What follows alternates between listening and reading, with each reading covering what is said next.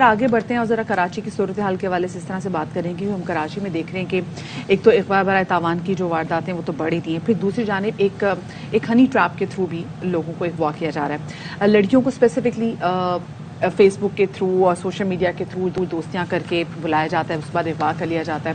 لڑکیاں بھی لڑکیوں سے دوستی کر کے بعد میں ان کو اغوا کر لیتی ہیں.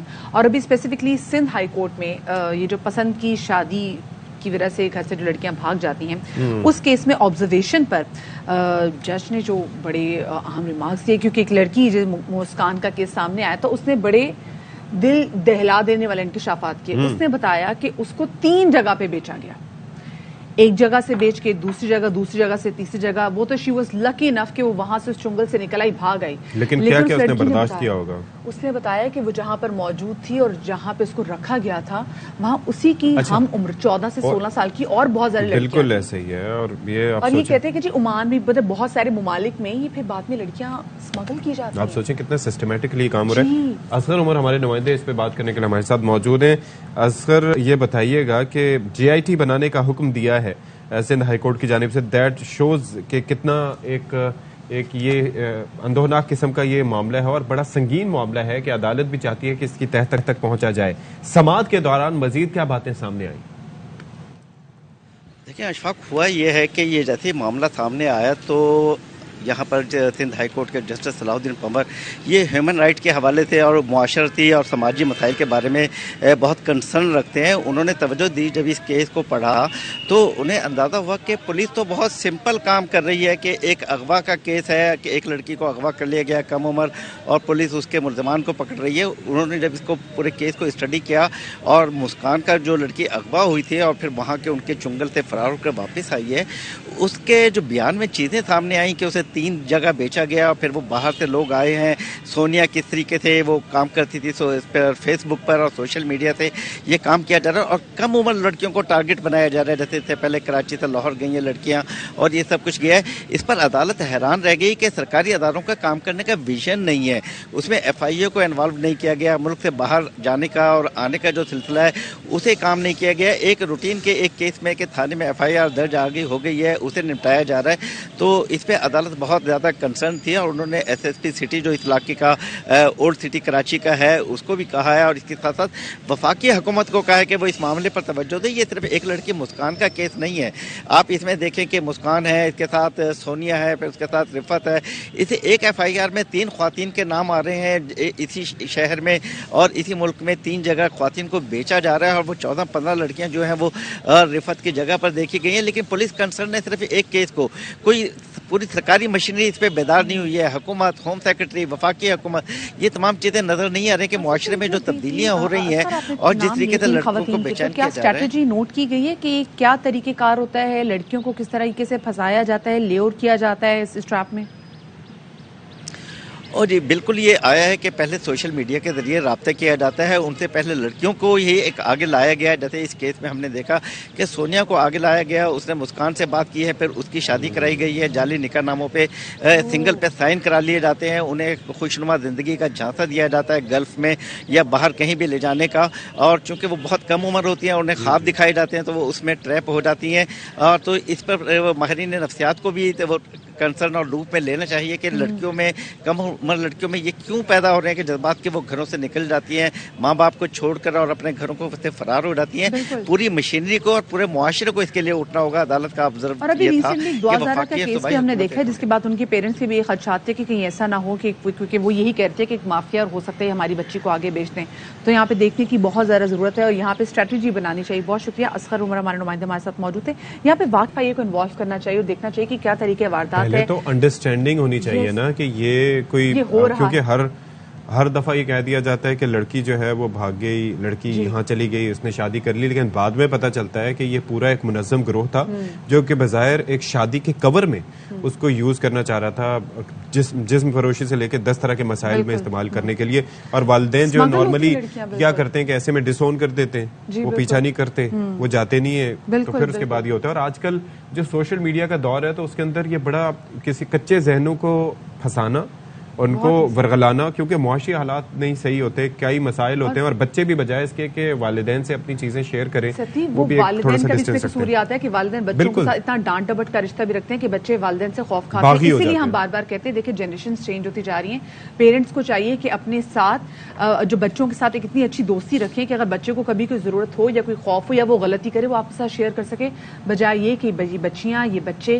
کہیں اور سہارا تلاش کریں. بالکل, ایک تو اس پہ کام ہونا چاہیے. بہت شکریہ آپ کا مدیہ. نہیں, this is very important, Sati, because I have my nieces, I have my young nieces at home, so this is very important. This is very important this for is all very of us. important. For all of us. Not even nieces, like آپ کے بھائی بھی اگر چھوٹے ہیں تو آپ کو دیکھنا چاہیے کہ کتنی اچھی دوستی ہے, کہ ایسا نہ ہو کہ کہیں غلط جگہ پہ وہ اپنی امیدیں رکھے. جی, سماجی معاملہ جب بھی کوئی اس طرح کا ہوتا ہے جس سے ہم بھی ریلیٹ کرتے ہیں تو اس کے اندر ایموشنل ہونا ایک عام سی بات ہے, اور یہ ضروری ہے کیونکہ بچے سب کے سانجھے ہوتے ہیں. تو اس پر مزید گفتگو کر لیتے ہیں. ہمارے ساتھ موجود ہیں سماجی رہنما عالیہ سالم صاحبہ. بہت شکریہ جی, آپ تشریف لائیں اسٹوڈیوز میں. اور آپ نے دیکھا کہ یہ ایک ایسا معاملہ ہے کہ ہم جب بھی ایسے کوئی واقعہ سنتے ہیں تو ہمیں ایسا لگتا ہے کہ ہمارے کسی اپنے کے ساتھ ایسا ہوا, اور ہم ریلیٹ کرتے ہیں کہ خدا نخواستہ کوئی ایسے ہمارے گھر سے کوئی بچہ یا بچی, یعنی کہ آج کل تو یہ حالات ہیں کہ گھر سے باہر کسی کو بچے کو بھیجو کوئی چیز لینے کے لیے, تو پھر آپ کو یہ ہوتا ہے کہ اللہ خیر کرے کہ خیر خیریت سے واپس ہو جائے.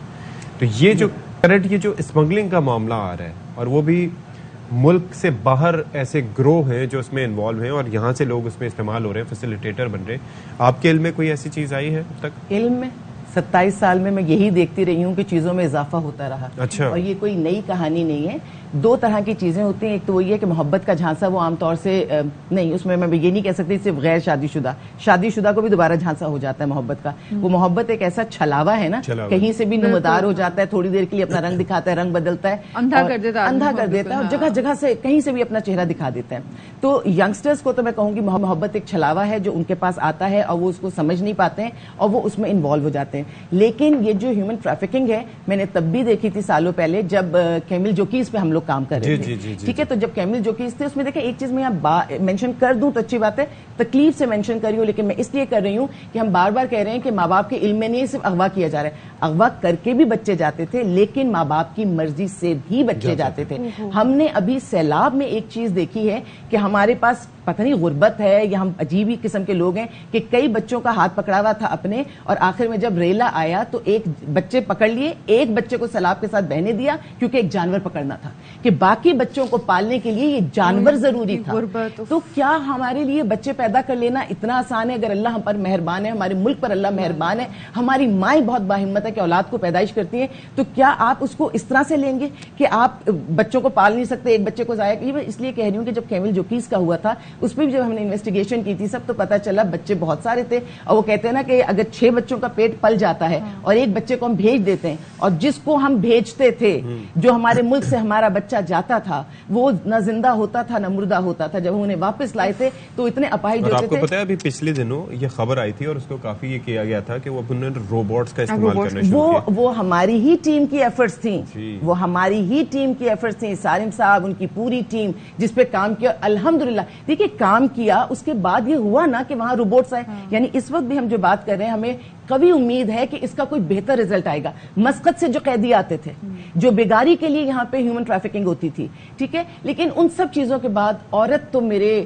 بس میں کیا بتاؤں, جو آپ نے کہا نا کہ بڑے ایموشنز ہو جاتے ہیں کیونکہ شیلٹر میں ہر روز ایک نیا کیس. اور ابھی جو اسپیسیفکلی جو بچیاں دیکھ رہے ہیں, یہ دیکھیے بڑا ایزی ہوتا ہے. یہ بچیاں جو کہ 13-14 سال کی ہوتی ہیں, ان کو لیور کرنا ماں کی ذرا سی ڈانٹ کی وجہ سے, اور اس کے بعد اگر وہ کیونکہ سوشل میڈیا ٹک ٹاک کہیں اور کندھا یا سہارا کہیں اور کسی کندھا سہارا تھوڑا سا اس میں بھی تھوڑا سا ایک چینج اس لیے دوں کہ میری تو بالکل فرسٹ ہینڈ نالج ہے, میں تو چیزوں کو دیکھ رہی ہوں. ابھی میرے پاس ایک ہفتے پہلے ایک بچی آئی ہے, عمر 15, 16, 17 سال کچھ ایسی اس بچی کی ہے, اور اس کو اس کی والدہ کی 3 شادیاں ہوئی ہیں اور وہ نانی کے پاس رہتی ہے. نانی 4تھی شادی کر رہی ہے جس پہ اس گھر میں کچھ کانفلکٹ چل رہا ہے, ٹھیک ہے. اچھا, اس کے بعد وہ جو بچی ہے اس کو ماں نے کہا تمہیں جہاں جانا ہے تم چلی جاؤ.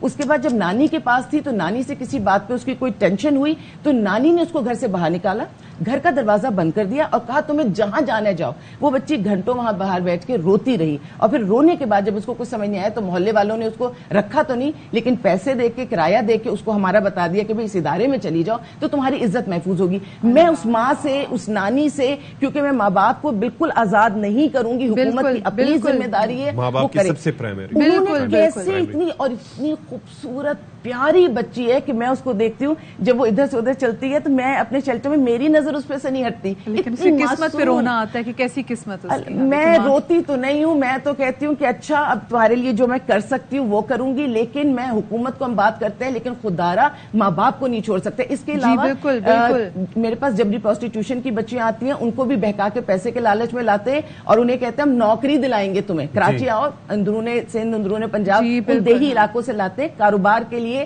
ان کی نیت ہوتی ہے کہ پروسٹیٹیوشن پہ کھڑا کریں گے. اس کے اندر اب چکر سیدھا سے بلایا, بہکایا, بلیک میل کیا, ویڈیو بنائی اور اس کے بعد جو ہے کچھ ایسا کھلا دیا اور اس کے بعد جو ہے کھلا دیا. میں آپ کو بتاؤں اتنا پراپر چینل ہے, اتنا پراپر چینل ہے کہ وہ بچیاں صرف اللہ ہی بچائے تو بچے. یعنی ان کے پاس یہ نہیں ہے کہ وہاں سے نکال کر لائیں گے تو کہاں لے جائیں گے. ان کے پاس باقاعدہ جگہیں ہیں, پراپر جگہیں ہیں کہ اگر وہاں سے لے کر جائیں گے تو اتنے گھنٹے میں انہوں نے ان کو یہاں بھیج دینا ہے, اتنے گھنٹے کے بعد انہوں نے یہاں بھیج دینا ہے. اچھا, اور ایک بہت تکلیف دہ بات, سچ ہی بولنا پڑے گا کیونکہ ان بچیوں میں انوالو تو لڑکے ضرور ہوتے ہیں, مرد ضرور ہوتے ہیں, لیکن ان کو رکھنے میں اس جگہ پر ایک عورت بھی ضرور ہوتی ہے بالکل تاکہ بھروسہ رہے. تو کیونکہ محلے میں لیٹس امیجن کہ محلے میں ایک گھر ہے جس میں مرد ہی ہیں اور کوئی بچی وہاں پر نظر آتی ہے تو لوگوں کو شبہات ہوں گے, لیکن کوئی خاتون اگر موجود ہوں گے تو وہ فیملی قرار دے کے. اور خاتون کا بھی ایک خلیہ ہوتا ہے. میں تو ایک بات جانتی ہوں کہ کسی بھی چیز کو نا ایک دوسری چیز سے ڈائریکٹلی ریلیٹ نہ کرو کہ اگر کوئی خاتون بڑے اچھے اورا میں آپ کو نظر آ رہی ہے تو آپ یہ سمجھے کہ اس پر بھروسہ کیا ہی جا سکتا ہے.